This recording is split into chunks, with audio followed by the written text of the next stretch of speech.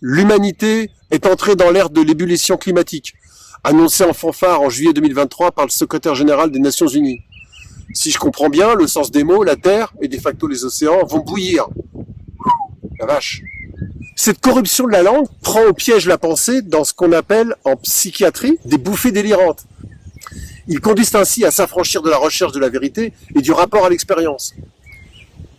Il faudrait quand même rappeler à Antonio Guterres que l'eau bout à 100 degrés. 100 degrés. Et même un peu plus pour l'eau salée de la mer.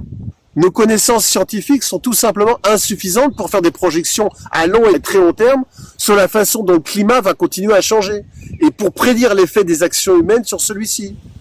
D'ailleurs, il n'existe pas de modèle climatique unique, mais une grande diversité de modèles possibles. Ça, on ne vous le dit pas, selon les problèmes étudiés. Sachant que parmi la multitude de ces modèles, tous les résultats ne coïncident pas entre eux, voire se contredisent, avec des scénarios envisageant pour les uns un avenir qui sera de plus en plus chaud, c'est le seul qu'on retient, et pour les autres un retour à petit âge glaciaire, au moins à une échelle régionale. Pareil pour la circulation océanique et l'impact consécutif des paramètres physico-chimiques, comme la température, la salinité, les flux de nutriments, etc., sur la dynamique des écosystèmes marins et de leur communauté biologique. Le régime de prévisibilité n'a plus lieu d'être dans le bien mal nommé anthropocène. Être convaincu que la catastrophe est imminente et certaine incite bien plus à ne rien faire qu'à agir. Et qu'au lieu de céder à la peur ou au fatalisme, il convient beaucoup mieux de se rendre disponible à l'éventail des possibles. Nous devons simplement nous préparer à vivre dans un monde incertain sur la base d'un paradigme différent de celui qui reposait sur le mythe de la toute-puissance de la science et de la technique et de la prévisibilité de la nature. Tout est nivelé autour d'un consensus qui est largement fabriqué. Et ça permet d'agiter le chiffon rouge en faisant croire que la catastrophe est inévitable, en parlant d'un consensus scientifique qui n'existe pas, puisqu'il ne peut exister de consensus que social ou politique. La vérité scientifique peut n'émerger que d'un seul savant contre le reste de la communauté scientifique. Aujourd'hui, le doute scientifique n'est plus de mise, du moins dans les médias et dans de nombreux discours des ONG qui préfèrent imposer leur propre vérité. Quant à l'esprit critique, il est bien sûr incompatible avec n'importe quel doxa, dont on nous rabat les oreilles à longueur de temps. On sait bien qu'on va vers un doublement de la concentration de CO2 atmosphérique, par rapport au niveau pré-industriel.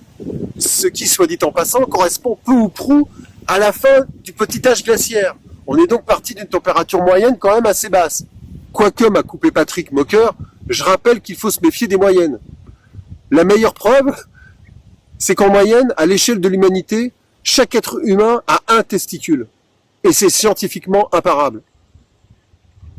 Mais blague à part, je trouve que le discours climatique tend à faire passer un peu trop à l'arrière-plan la crise de la biodiversité pour laquelle il existe considérablement moins de financement pour la recherche comme pour l'action.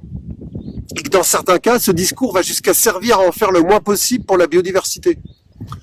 C'est tout l'aménagement du territoire qu'il faut revoir, avec notamment tous les problèmes d'artificialisation et d'imperméabilisation des sols. Sauf que c'est plus facile politiquement de taper sur le CO2 et d'enjoindre la populace, dont nous faisons partie, pour les élites arrogantes qui nous dirigent, de réduire ses déplacements ou de moins chauffer l'hiver, pendant qu'eux conservent leur même train de vie, ou plutôt l'augmentent, que de revoir de fond en comble l'aménagement du territoire pour rendre ce dernier résilient face au changement climatique. Car si vous avez peur, vous jetez dans les bras de tous ceux qui font le jeu de pseudo-experts du climat, de la biodiversité ou d'autres choses. C'est en jouant sur la peur, en s'assurant que les citoyens sont alarmés par la crise, qu'il est possible de leur faire accepter n'importe quoi, y compris les plus grandes restrictions de liberté, car tous ceux qui profitent de cette situation dépendent du maintien de cette crise.